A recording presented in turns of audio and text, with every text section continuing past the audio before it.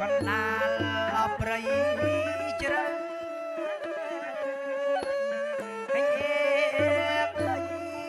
កណ្ដាលព្រៃជ្រៅ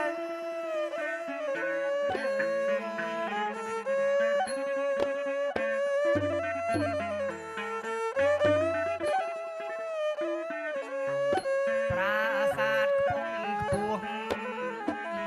ប្រាសាទលោកអ្នកណាប្រាសាទខ្ពង់ខ្ពស់ប្រាសាទអស់លោកអ្នកណាកំពូលត្រីសហត់ចុងអាយអរំខានប្រាសាទលោកអ្នកណាតាំងកូនអោក្រមុំ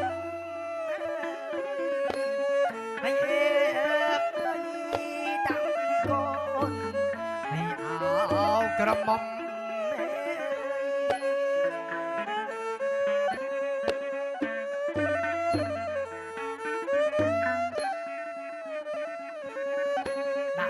ទាំងកូនតូចដាក់ទាំងអោកូនធំអើយដាក់ទាំងកូនតូចដាក់ទាំង